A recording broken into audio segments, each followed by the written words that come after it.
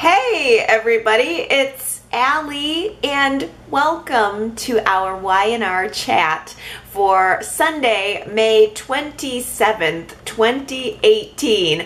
The big cliffhanger that I was really looking forward to this week, where Dina was going to reveal Jack's true biological father, was all just a figment of Jack's imagination. It was his drunken mind playing dirty tricks on him. We saw, as the week opened up, a scene that was sort of like an extended cut version of Dina's video story, where she goes on to tell the interviewer that Jack's father is really Victor Newman. Cut to Jack waking up from a nightmare, a complete and total nightmare. I imagine that this was just Jack's subconscious dreaming up a way to make the worst possible situation even worse, but it was a little bit of a tease to me, the audience. I was really looking forward to that information being revealed, because Y&R has been teasing it with Dina's search for this man that she was in love with all of those years ago, and she did say that this man, this mystery man, is Jack's real father. So I was hoping that that was going to be revealed, but it wasn't.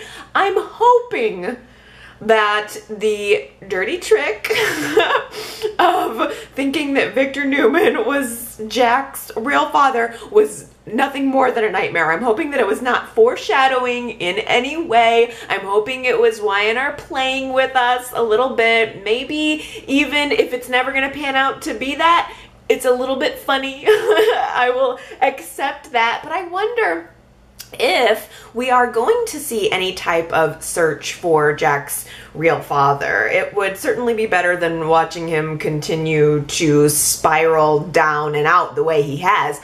I will say, very fortunately for Jack, he still seems to have enough sense in him to pull himself out of the tailspin that he was in at the cabin, where he's drinking and considering going back to using these pills. He says no to the pills, literally. He spells it out in pills, the word no. It was a very dramatic frame that Y&R showed us there of Jack's internal turmoil. He does decide to clean up his act, to not let all of this get the better of him. He returns to Genoa City, but the problem is Jack assumes that he's just gonna slide right on back into his CEO chair like nothing happened, when Billy has been voted by the board to become the new CEO, and he's kind of starting to get used to the idea of keeping that seat warm. He's liking it, and probably mostly because he's got Phyllis prodding him the entire way. I don't know if this is going to be an unpopular opinion or not, because don't get me wrong, I really think that Billy has the right, the prerogative to retain that CEO position. Billy is right that Jack may need to take more than just 2 days to think about and consider and process what's happening to him in his life. He can't just expect to go on a bender like he did, showing up at the office all bloody and bruised with these cuts, and obviously he's been through it, been through the ringer, considering falling off the wagon. Jack just can't pull all of that and then show up the next day or the next couple days and act like nothing happened and be rewarded for it. Jack fell off the map. Nobody knew where he was. Jabot was without a leader, and Billy reluctantly stepped up to take the position. So Jack can't just expect that Billy's going to hand it right back on over when Jack's not necessarily balanced even yet. Now here's my but.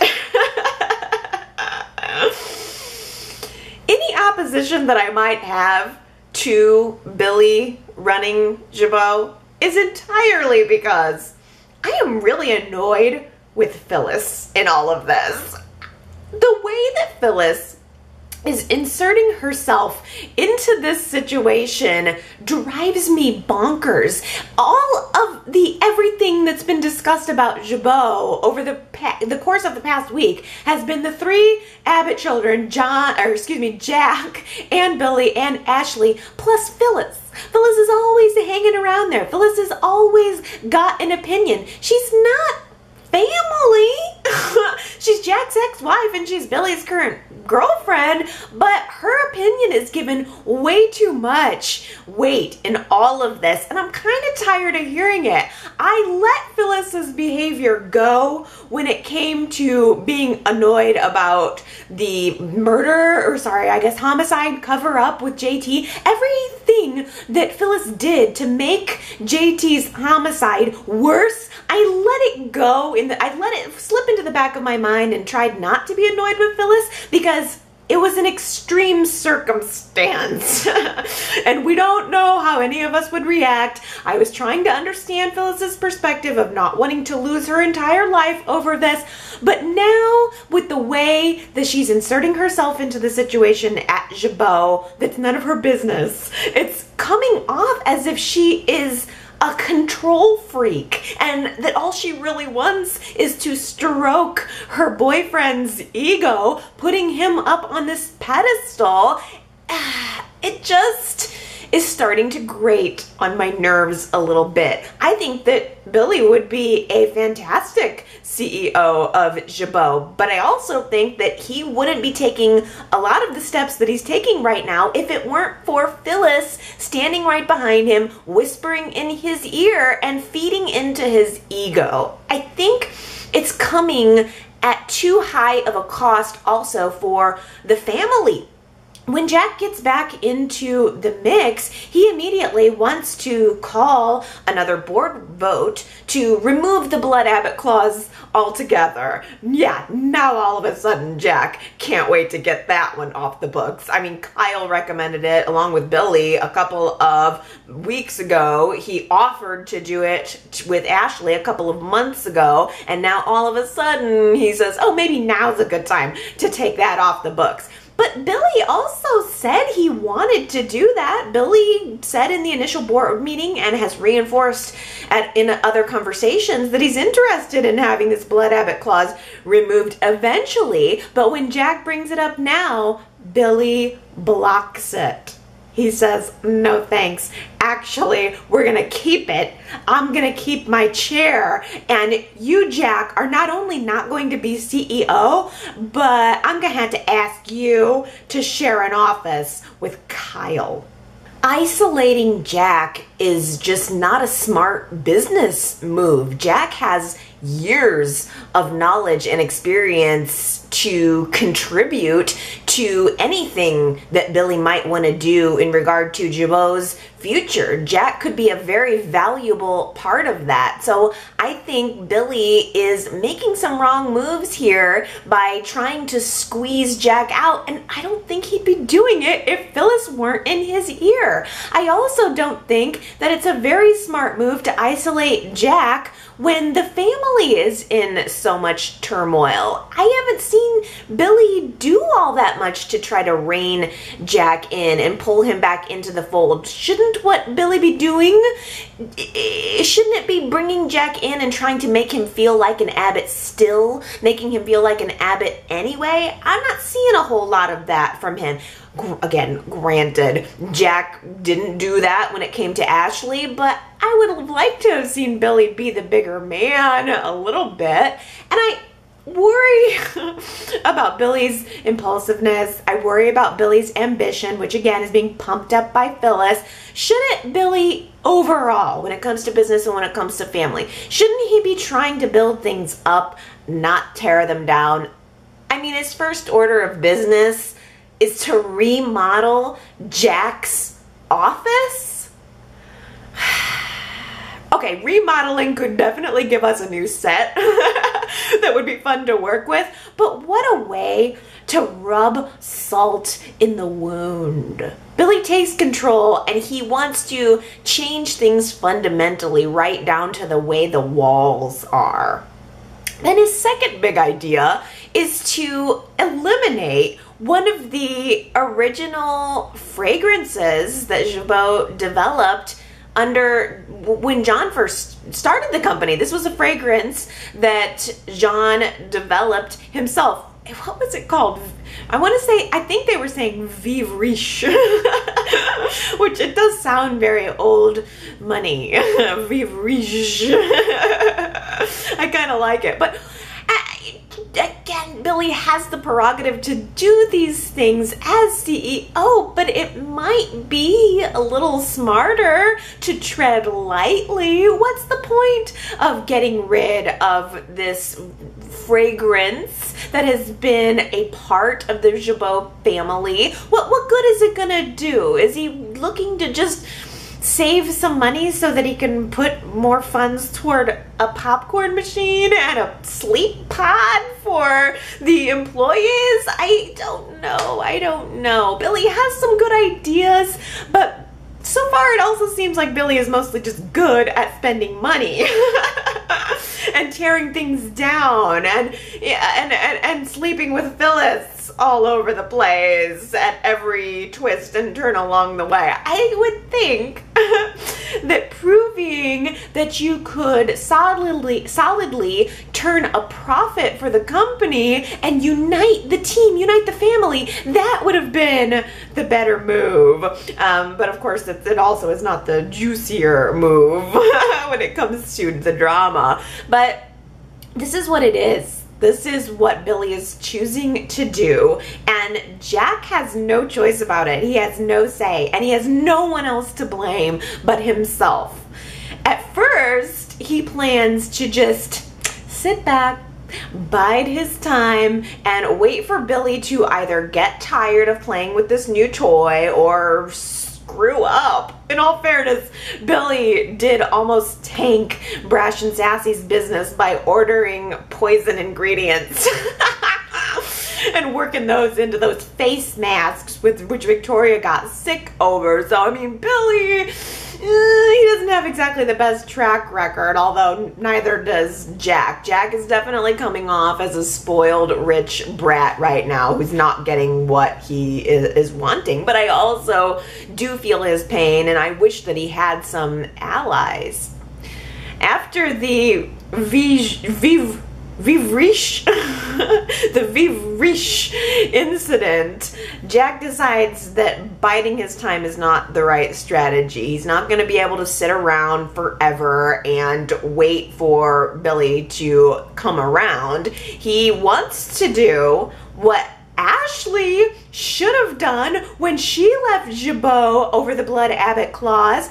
Jack wants to start something new, to start a brand new company that he can feel proud of, that has his stamp of identity on it, that doesn't always feel like he has to be living up to anything. This could be something that would allow him to start focusing on who he is, not who he's not. I think there could be a lot for Jack to discover about himself in this process. I love the idea. I'm assuming he's just gonna chicken out because it didn't work for Ashley. I don't know if it's gonna work for Jack. If he doesn't go through with founding a new company, I just hope that for the love of God, he does not do what Ashley did and go work at Newman Enterprises. Ooh. Go work for his daddy. His real daddy, Victor. It is very hard to watch Jack abandon his Abbottness just because he has found out that there's no blood relation between he and John. I really think it does a disservice to the Abbott family and to the tradition and to all of the rich history that the Abbotts have on the show there. It does feel like it does a little bit of a disservice to John Abbott. I mean, Jack is acting like John wasn't his father, like John's not his father anymore, and that's not the case. John was Jack's father when he was alive, and he's Jack's father now. So it's tough to watch him doing this. It feels like he's trying to throw away his entire past as if it were negated by the DNA test results. And that was very much represented in the decision that he made at the very end of Friday's show, choosing to quit working at Jabot. It was very, very sad to watch Jack Abbott walk away from the one thing that means the world to him, Jabot Cosmetics, and that legacy and everything that comes along with it. The real twist of the knife, though, was that Jack thought Kyle was going to follow him. Jack has been feeling that his son has become a wonderful ally, maybe someone that he can build this brand new company with, who can be his number two. So when Jack marches into Billy's office to offer his resignation, he says, and, oh yeah, guess what, Kyle? You got anything you want to say too? You want to jump in on this?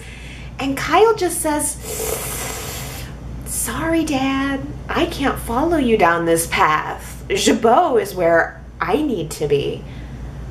It was humiliating. And on top of the hurt, you could just, Peter Bergmann played it just right, because Kyle started to offer an excuse for why he wasn't going to be able to go along with Jack, and Jack just says, okay, I get it. Like, he cuts it off. Like, I can't deal with this right now on top of it all. I'm just going to focus on, okay, well, I'm still going to stay strong and I'm still leaving the company. But just that little moment of, okay, I got it.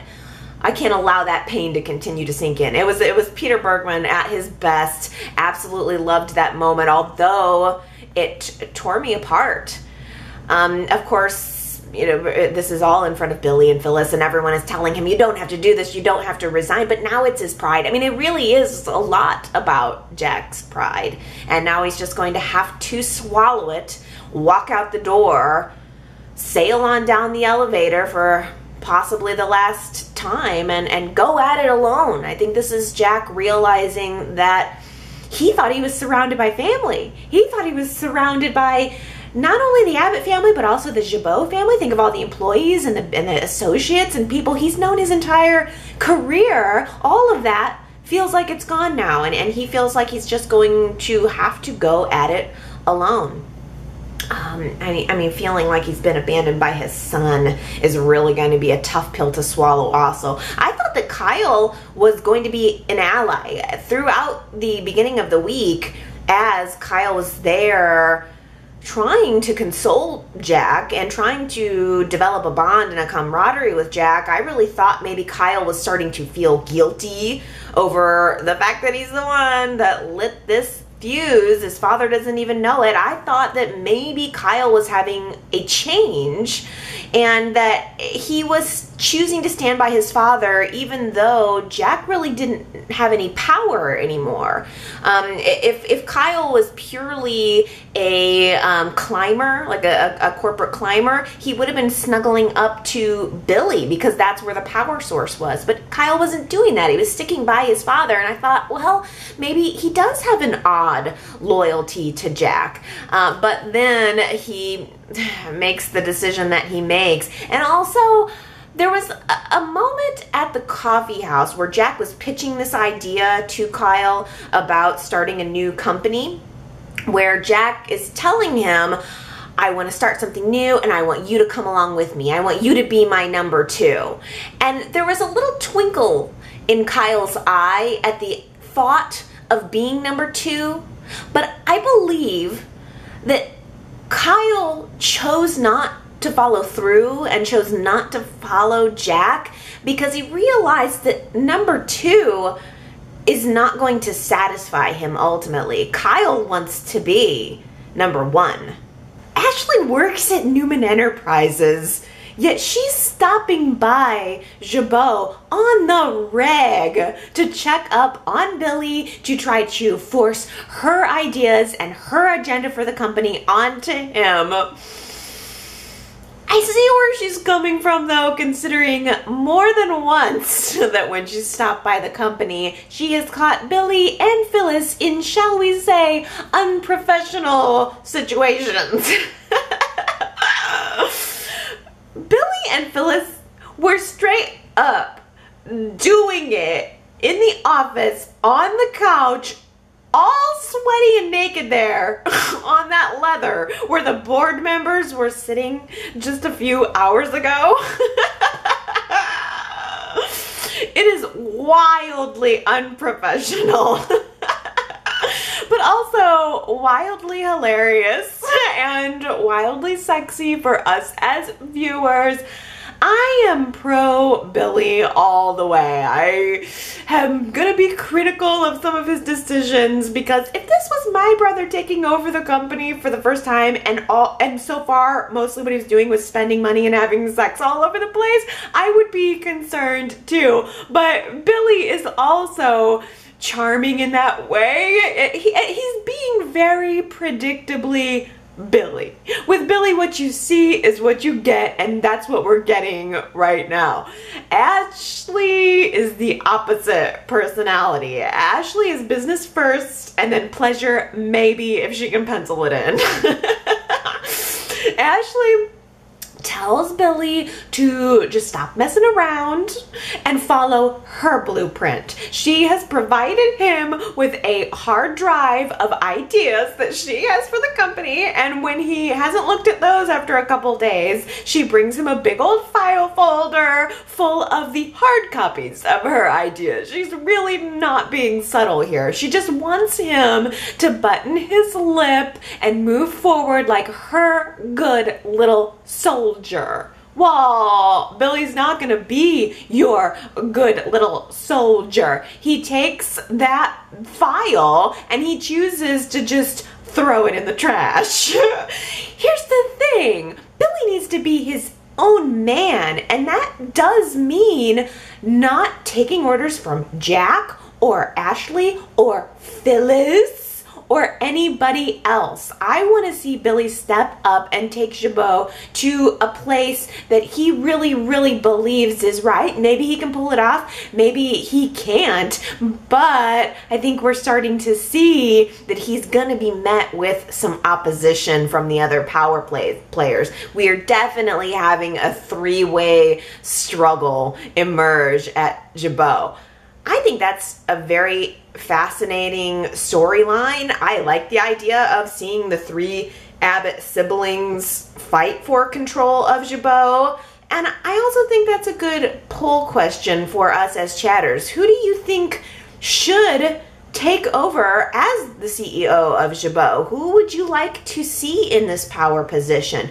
Do you think it should revert back to Jack? Do you think Ashley deserves her chance to step up to the plate? Or are you kind of liking seeing what Billy can bring to the table? At some level, Jack and Ashley have both had a little bit of a chance. This is Billy's first shot at bat. So maybe you're digging that style. I think I'm going to keep this poll question limited to the three main first generation Abbott children, because first of all, Tracy doesn't want it. So I'm not including Tracy in the poll. You can pick from Jack or Ashley or Billy. And then I'm not going to include the second generation because I'm pretty sure nobody wants to see Kyle take over Jabot, and I'm pretty sure that nobody wants to see Abby take over Jabot. So get in your vote now, yrchat.com. Who do you want to see right now at this moment in time as the CEO of Jabot? Jack or Ashley or Billy? Cast your vote.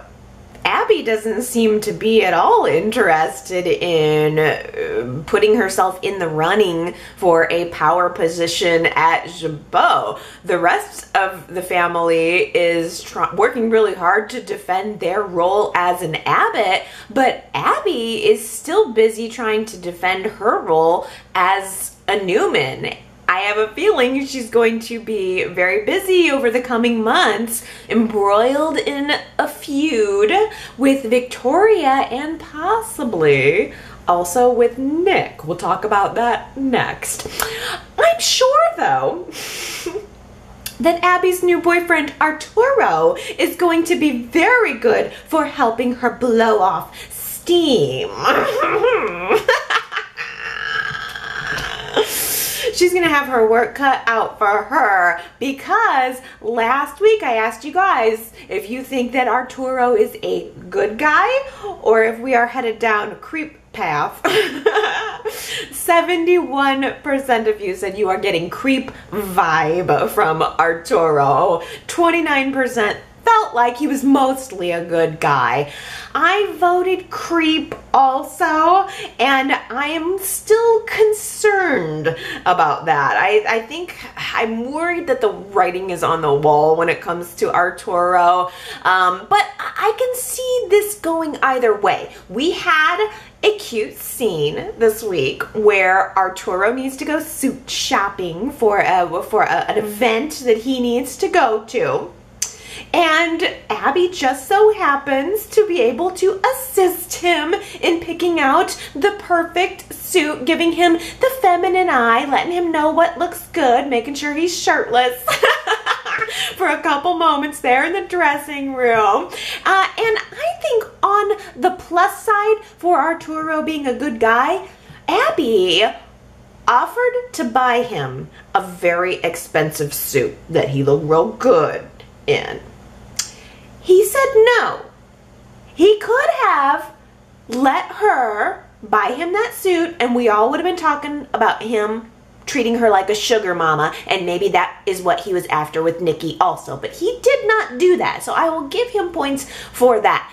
The only cons, really, are just the fact that he's getting so close with Abby so quickly, and he seems to know what's going on in her life so quickly. She took a phone call during the suit shopping that made her feel bad, that made her kind of question her role in the Newman family. And Arturo was right there offering a hug. So I almost think that most of our creep vibe coming from Arturo is probably not even necessarily based on Arturo's actions, but more on Abby's history. We know that she doesn't do very well when it comes to men. She tends to have bad judgment. And Abby has taken to Arturo very, very quickly. She's moving things along a little faster than I think maybe she should. She has this awesome South Beach vacation planned for presumably Memorial Day weekend. And at the very last minute, whoever she was going to go with decided to cancel on her, and she's left without a travel partner. So why not just decide to invite your sexy new beau and pretend like there's not 100% certainty that you're going to be sleeping together when you get there? Don't front, Abby. I liked it when Abby went to Lily for advice on this, though, and she said, I could invite Arturo, but does that mean that he's going to interpret we're having sex on this trip? And I liked the way Lily responded. She said, if this guy is everything that you say he is, and he's legit, then he is not going to assume any unearned privileges. I like that phrase, any unearned privileges. That was well written. That was a good girl-to-girl moment. But I think there's also a very real possibility that the real problem for Abby and Arturo is not even gonna be Abby or Arturo. It could be Nikki, because Arturo accepts Abby's invitation at the very end of Friday's show, and then we have our next week previews of Abby and Arturo playing kissy face poolside, and Nikki bumbling into the scene and seeing them. You've got to be kidding me. What are the chances of that? What do you know? we're all staying at the same hotel. Okay. If that preview scene was just some like Memorial Day barbecue, if let's say the flights get canceled and Abby and Arturo end up staying in Genoa City for a Memorial Day barbecue, Devon said that he was going to be throwing one, then okay, I could see it. But I swear to you guys, if Abby and Arturo fly all the way to Miami and Nikki also happens to be staying in the same city at the same hotel, I'm gonna scream at my screen. Mariah catches Nick and Sharon in a compromising situation. There've been a lot of those this week, thank you. So Nick and Sharon have to sit Mariah down and have a talk with her about the birds and the bees and the exes and the dreams. And I really liked the way that Mariah approached the information and the conversation. She wasn't fully surprised, and she gave some great advice that I think Nick and Sharon needed to hear, and they needed to hear it when they heard it from Mariah. Mariah says, I'm completely happy for you, but I gotta ask you, how is your relationship going to be any different this time around? And then she just pieces out, just leaves the room and leaves Nick and Sharon to really consider that question. How is their relationship going to be different this time around? Because they've gotten together, broken up about 100 different times. What's going to make this time stick? Because Nick and Sharon still have the potential to fall into old patterns, even though they are different people. And Nick and Sharon are also different people, in some ways opposite from each other. So there are some really important things to think about once you get past all of the sexy time. It's not just all sexy time and strolls down memory lane about the tuna casserole incident. I mean, there's some things that need to be really talked about and really meditated on, I think. I think they needed to establish the tone of their relationship, maybe set some boundaries. They did end up talking, of course, about Cassie. That is really where a lot of their problems started. It's what a lot of their problems end up going back to. The fact that Nick was unfaithful to Sharon after Cassie's death. I don't know that Sharon's ever really going to fully forgive him for that. But they also talked about faith, how she's going to react. They talked about Christian and how that's going to feel with Sharon raising Sage's son. I mean, these are all major topics that needed to be addressed, and then the time comes to actually start telling the family. And I loved that Nikki stopped by to talk to Nick and Sharon, and Nick ends up bailing on Sharon, leaving her alone with Nikki to tell her all by herself about their reunion. Oh, Nikki's reaction pulled no punches. She was very forthright. She just let Sharon know, I hate this. I hate it. I hate you with my son. But Nikki also sees the benefit to letting Sharon continue to divert Nick's attention from finding JT, asking questions about JT and digging around and finding their secret. There's just this little bit of lie between Nick and Sharon it's just leaving a bad taste in my mouth when I should be enjoying my sticky sweet reunion. I hate that it's there, but it is. And Nikki decides to just leave this alone, let it be. She's not going to make a stink about it. Now, surprisingly, Nick goes down and decides to have the one-on-one with Victor, who was totally supportive. Wasn't expecting that. I mean, do you guys remember when Victor used to love Sharon and he treated her really like a daughter and he used to dote on her? I just remember how special their relationship was before they got married. Everything with Victor and Sharon's relationship went downhill when they got married, of course, and we never were able to get back to that same footing. But I can't help but feel that Victor, I'm always suspicious of him. I always will be, I think. And I can't help but feel that maybe he was only condoning the relationship because he also had his own agenda. Like Nikki, he had something that he wanted. He tells Nick that he's had a change of heart after he had his near-death experience, and he wants Nick to come back to working at Newman Enterprises. Oh,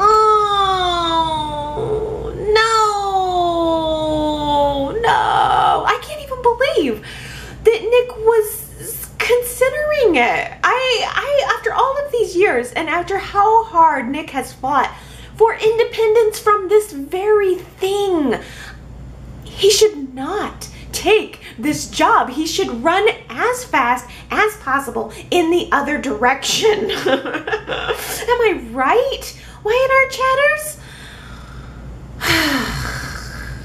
Sharon tries to get through to him. She even tries to contact Victoria, thinking that Victoria will talk him out of this idea. But again, surprise, Victoria loves the idea. Here's another person with their own agenda, wanting to use Nick. Victoria realizes that, hey, fine, let Nick come over to Newman. I'm happy to have an ally. Then Nick calls Phyllis for advice. Okay, we are reaching the point for me, where Phyllis is just straight up being overused. We started to have this same problem with Michelle Stafford toward the end of her run as Phyllis. Am I the only one that feels like we're reaching the point of oversaturation with Phyllis here? Gina Tognoni is incredibly talented. I love her as Phyllis more than I loved Michelle Stafford. But we need to pull it back a little bit. She is up in everybody's business all the time, and it's gonna make me start not liking her, and I don't want to get there. Doesn't Nick have any friends he can call who aren't his ex-wives? How about Neil? Neil's real good at doling out advice lately. Why didn't Nick just call him? It doesn't need to always be Phyllis. Well, like Sharon, Phyllis tries to warn Nick against getting closer to Victor again, but ultimately Nick chooses to accept Victor's offer. I admire Nick wanting to give Victor a second chance. I really do. I liked it in the hospital when they had their heart-to-heart and they tried to put the past behind them and decide to get off on a new foot, and I'm all for that. People are capable of change, and Victor did almost die again for about the 100th time, but Nick, wouldn't it maybe be better to just dip your toe in the water rather than just diving right in to Victor and the company and all of it? Maybe just focus first on having some family dinners with Victor, getting to know your dad again. Go play mini golf or go bowling, something. Do whatever you do together. I don't see why Nick has to change his entire life's direction, his entire career's direction for this. I don't know why that has to be part of the package in order to get to know Victor again. Why does he have to work at Newman? Wouldn't just having more dancing at the coffee house with Sharon be better? Where else but daytime can you see 20-year-old clips of a child actor standing on the same set as an adult? There's just nowhere. It's one of the most precious things about daytime are flashbacks and the fact that they retain their actors, and we can take a little girl like Cassie and we can see this film of her, and then we can see Cameron Grimes standing on that same set at Sharon's house 20 years later as an adult as Mariah. I thought it was fantastic. I loved the Cassie flashbacks, as I always do. I tell you what, every single time they play the scene of Cassie's death and the looks on Nick and Sharon's faces as the line goes flat, I tear up. It gets me every time I see it. I still remember where I was sitting when I saw that scene for the first time, and I was devastated. I had no idea it was coming. I'll never forget sitting there thinking, she's not gonna die. People don't die. I mean, they say you're gonna die, and then you don't die, and you miraculously come back from the edge. And I had no clue that they were actually gonna kill little Cassie. It was an adorable little girl. I had no idea it was coming. I had no idea how it would change the show. I mean, that single moment changed so much of the show for me anyway. I mean, considering I'm such a Nick and Sharon's fan. And I really have always respected Y&R for never forgetting this character, for always folding her into the scene, for always recognizing the anniversary of her death and her birthday, and just bringing it back, because it's not only paying honor to the character, but I think it reminds us of the bond that Nick and Sharon have and what it was that they lost. And we certainly did see Nick and Sharon bonding again over Cassie this past week. We saw less of any real connection to Mariah than I thought we would have. I mean, I guess, you know, Mariah didn't really know her twin sister, so she wouldn't have a whole lot of cause to be super reflective about it. Mariah did try to reach out to Tessa, though. Remember her? Remember Tessa? Remember Tessa and her little music career, and then also the romance with Mariah? Remember that? No? Okay. Well, I'll remind you. The anniversary of Cassie's death is still a heavy moment for Mariah's family, and I liked that Mariah decided to reach out to Tessa to see if she would just like to hang out, have a girls' night, go have some levity, just go watch a stupid movie, eat some popcorn. But they got crashed on this idea. They got crashed in a very unexpected way. Kyle is at the Hamilton Winters office when Mariah asks Tessa if she'd like to go out to see a movie. Kyle has just finished pitifully not renegotiating the contract between Jabot and the Hillary Hour. I mean, this kid thinks he's going to be the CEO of Jabot, and he couldn't even renegotiate a contract with Neil. It was sad. His attempt was just sad.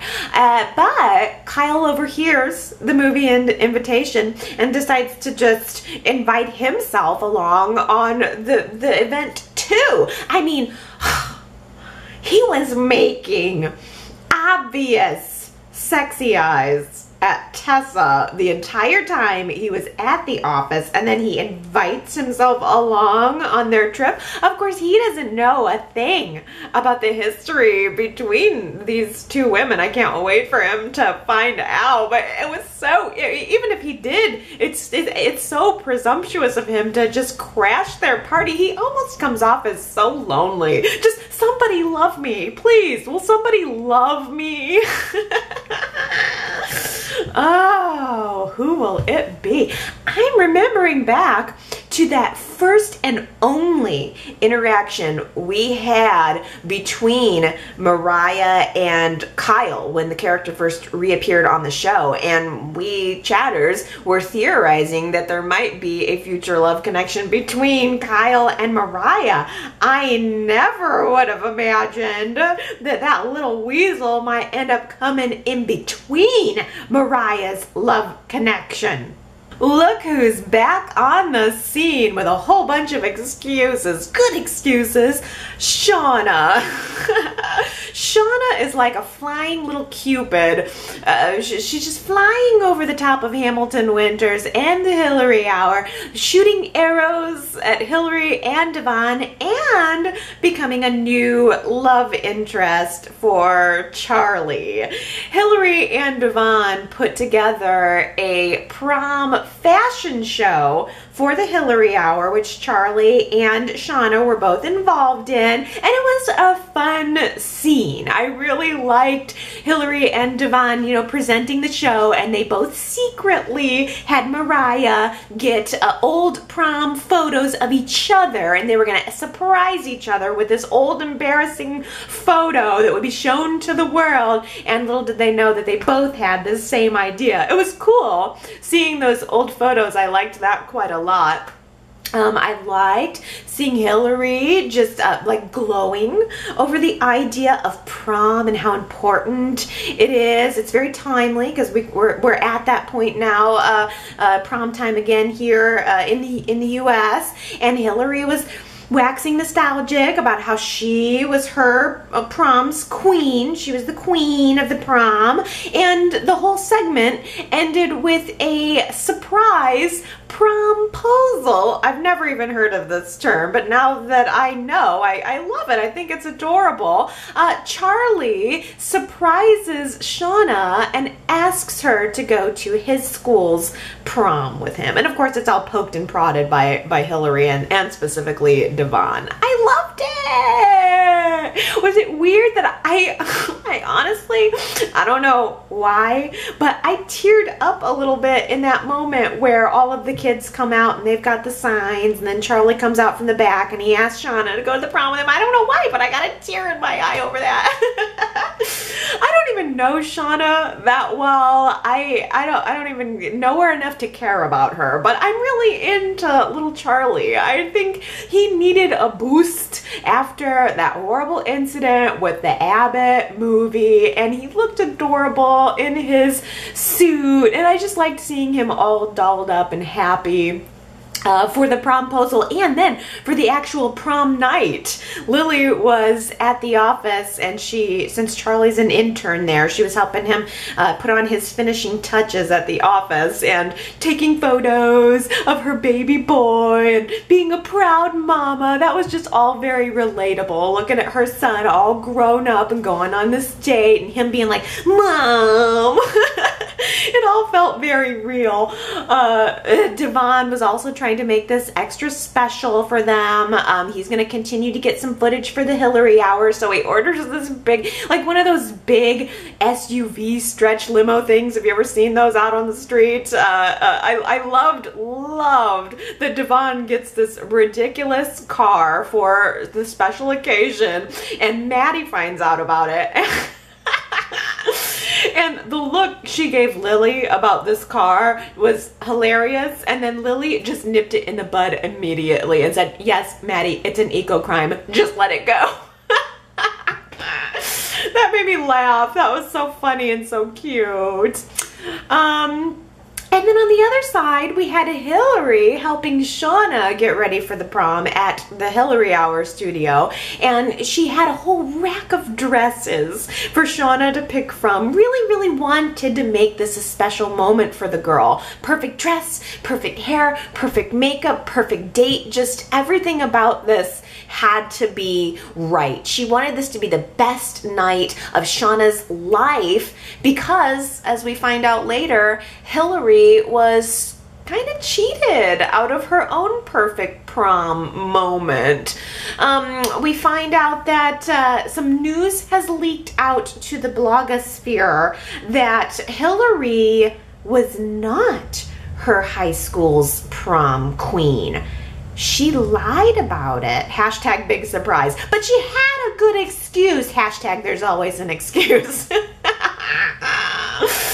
Oh, we find out though that some mean girls at Hilary's high school dashed her prom dreams, all because she showed up to the prom wearing a thrift store dress that one of the popular girls had worn the year before, and they made it a point to ruin Hilary's night, and they made it a point to humiliate her. And it was a very painful memory for her, which Devon fortunately was able to help her rewrite that memory, to turn that negative memory into something positive and rewrite the history.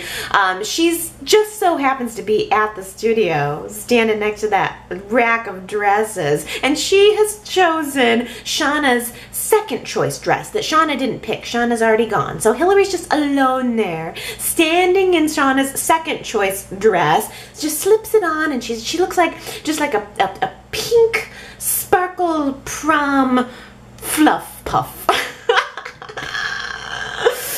And she's just alone there, just probably thinking about how, what her magic night should have been. And Devon shows up and creates a little bit of magic for her. He gives her a tiara, and he crowns her prom queen, and he even bows at her. It was just so freaking cute. Devon and Hillary share a perfect prom dance. I mean, we all of a sudden are immersed in this moment as if we are transported back in time and we're at their prom, and we all of a sudden see the glitter ball, the spinning glitter ball, and the twinkling lights all around the room as they dance, and the lights are spinning and they're close, and it's so clear that they're gonna continue to be close and closer and closer. It was a wonderful magic moment for Hilary, for Devon, for them as a couple, potentially as two new parents, and I think for the audience too. The little, hopefully, possibly not hitch in the plan is, I know you guys have got to be noticing when I'm noticing that Abby and Devon are starting to have quite a little friendship that's being mentioned quite a lot again. I mean, Abby invited him along on her Miami vacation, and of course he couldn't go. I mean, I think he knows where his priorities are, but I just hope that Hilary doesn't do something to mess up and that Devon doesn't turn to Abby to be consoled. Way to stroke my male ego, wanky wanky. That was our quote from last week. Way to stroke my male ego. A lot of people guessed that it was Nick who said it, but no, it was Mr. Arturo. It was a very Arturo-centered week last week. I had the Arturo poll and the Arturo question. He said it to Abby, who was at the cabin with him, saying how gallant he was for, making sure that she got up there safely and getting her home and all of that. And he said, well, way to stroke my male ego. A few of you were not fooled though. Henry, Gina, Jillian, Ambreen, Coral, Sandra, and Diana all guessed it correctly.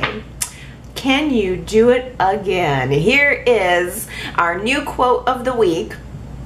Loquacious is part of my charm. Loquacious is part of my charm. Who said it? If you think you know, go on over to yrchat.com to leave your guess. And if you get it right, I will give you your shout out on next week's Y&R Chat. Ellen says, unfortunately, I think they're dropping hints that Arturo is shady. I'm disappointed because he's young, smart, confident, sexy, and Latino. The show needs a more diverse cast.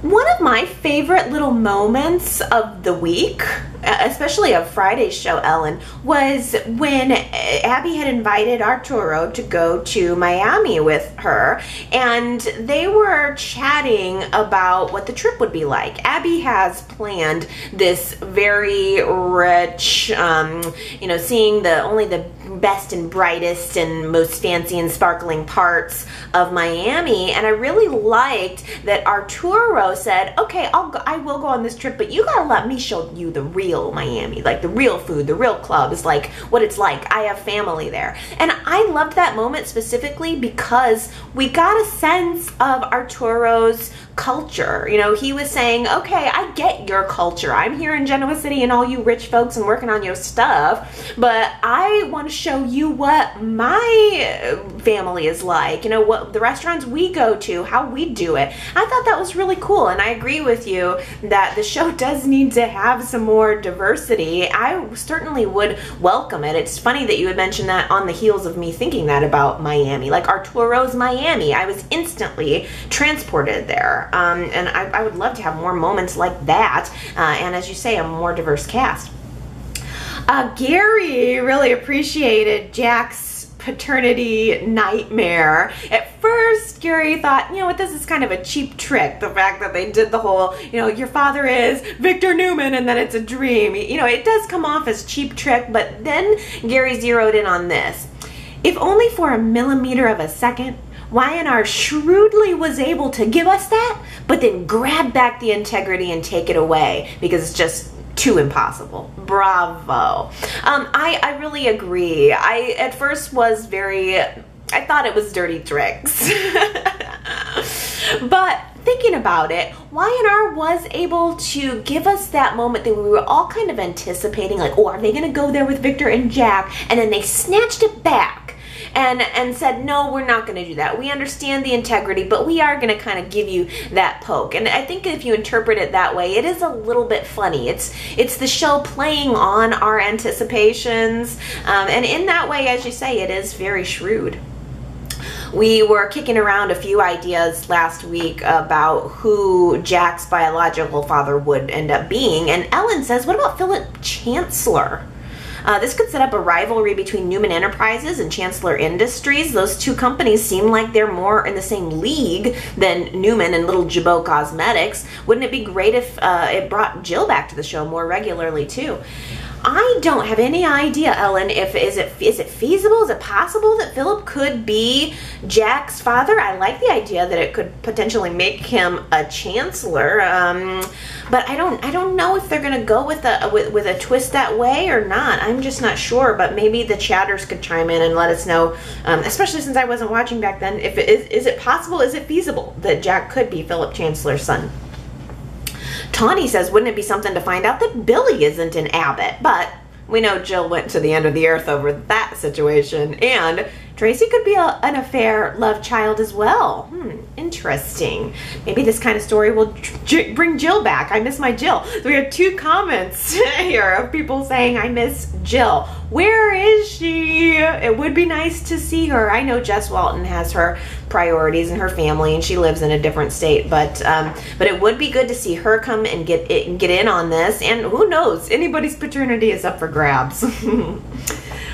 Daisy says, I don't know why Ashley and Abby didn't tell Jack that Kyle's the reason his true paternity was revealed. Taking the flash drive out of the fire, then having the files restored might be something Jack would want to know. Moreover, he has the right to know. Kyle didn't just violate his father's trust, he hurt him on a deep, personal level, and because they've said nothing, Jack thinks his son is an ally, when in actuality, his son betrayed him.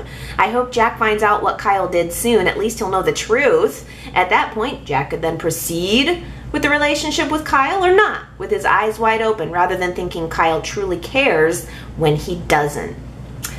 Why didn't Ashley and Abby tell Jack? That's a good question. I think that's still coming.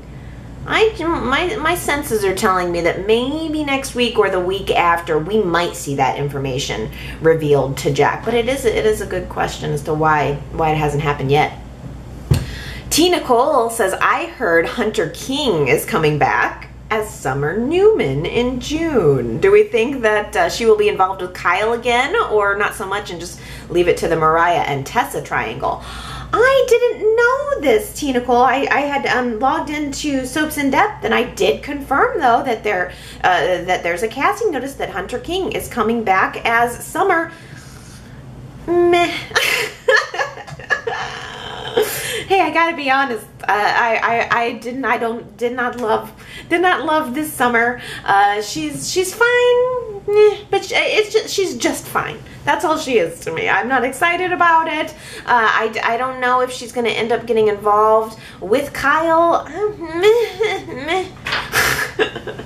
Maybe. I don't know. How do you guys feel about Summer coming back onto the scene? There's something about her that just, I don't know, maybe she'll be fresh and she'll have something new to offer, but there's nothing that sticks out about her to me.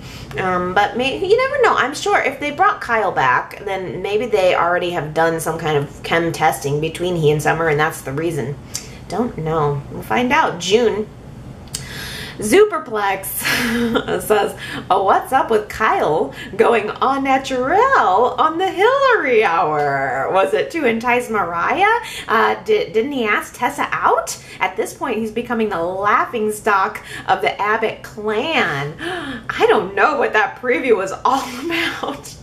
I am a little curious how we're going to arrive at Kyle standing naked in front of the Hillary Hour cameras and not maybe realizing it. I do not know. But Kyle did ask Tessa out on a date and she declined. She got his vibe. She knew what he was after and she said no thanks. And I'm pretty sure Mariah is, I don't know if Mariah would say yes to a date to him. I don't know if he was doing it to impress anybody or if it was meant to be an embarrassing situation, but he has a nice bod though. The actor does have a nice bod. I mean, that was low cut. The way they framed that, I mean, you could see it was just there. It was just at scandalous. It was about 1/4 of an inch above scandalous.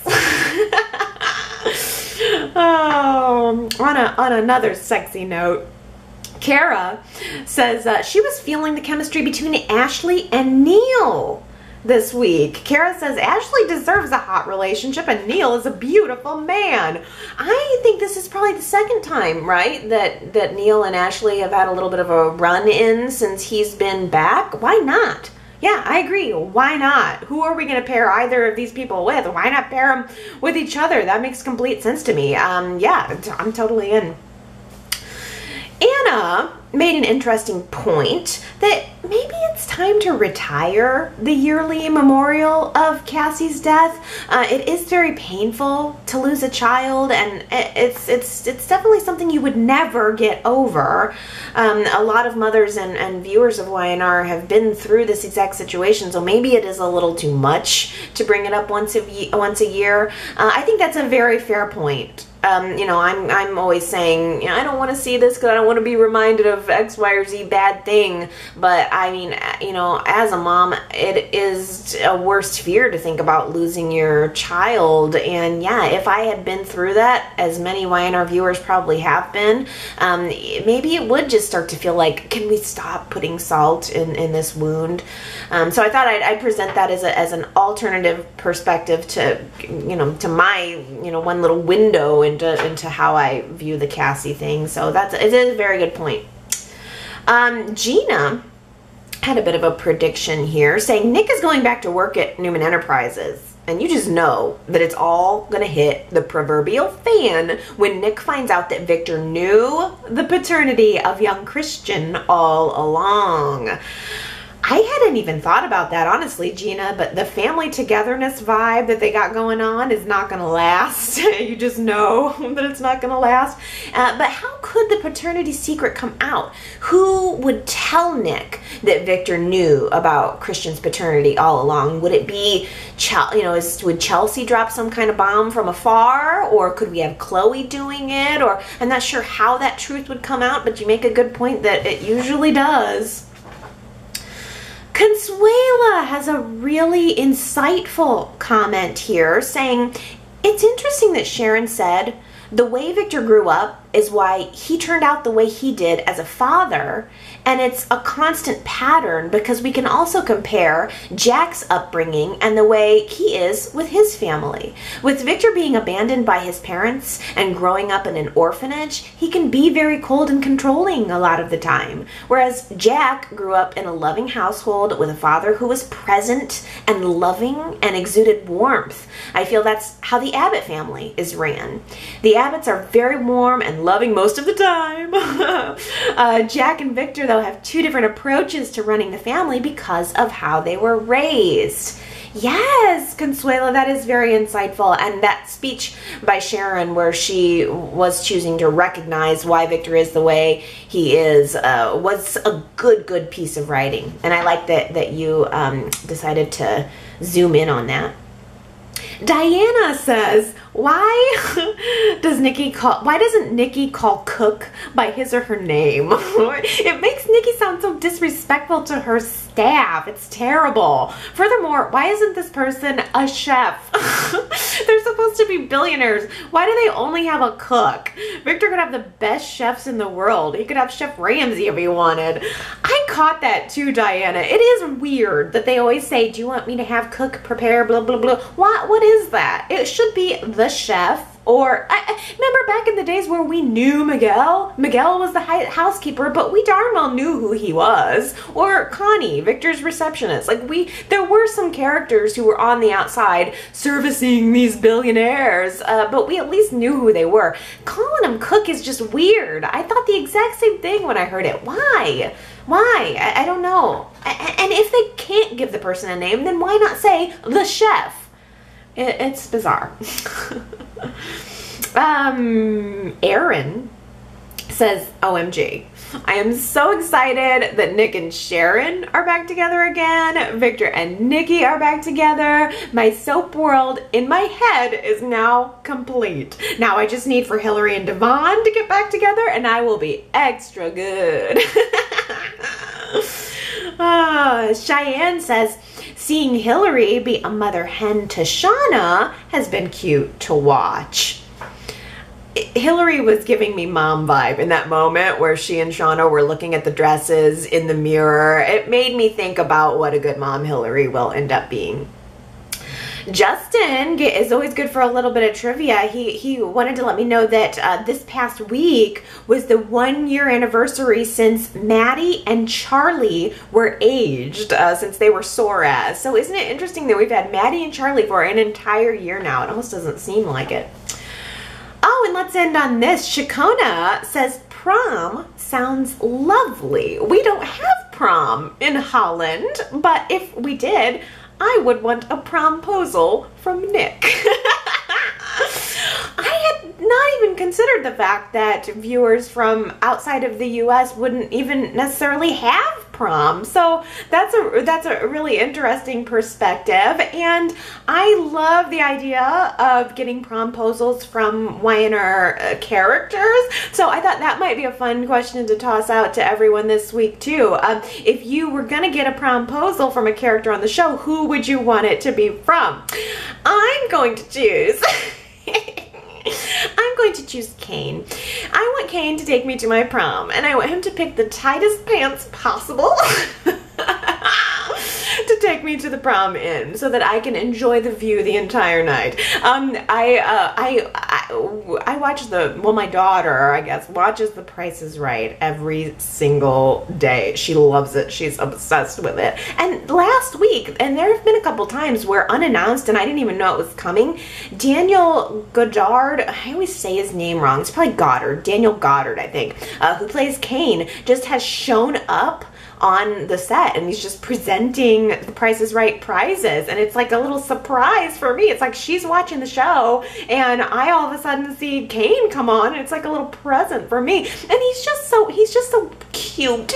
And he just seems so personable, and like he just seems like he's a good champion for Y&R. Like he's all in for the fans, and he just always got a big smile on his face, and he just seems like an all-around good guy. I want him to give me my promposal. Who do you want to give you your promposal? I'll look forward to reading those in the comments this next week. 10 years, everybody. 10 years of Y&R Chat. Can you believe it? If you haven't already seen or heard it, I did put together a special little 10-year anniversary Y&R Chat video / podcast where I took some questions from you guys and I provided some answers on some behind the scenes things or just some general chatting about the chat and what's changed in 10 years and all that. I did some reflecting, some celebrating, and if you haven't seen or heard it yet, just look in your feed. Wherever you're watching or listening to Y&R Chat, it'll be there. Or of course you can just go to yrchat.com and you will find it there. Just a little something bonus, a little something extra if you want to hear me talk about my process and just in general, given some love to Y&R Chat on what feels like a bit of a special occasion, right? YRChat.com is also a really great place for you guys to leave your comments about the show as it's unfolding or after you listen to this or whatever you have to say. I certainly do continue to love hearing it. So again, YRChat.com, and come back next week. We'll keep chatting about the show. I love you guys. I'll see you next time. Bye.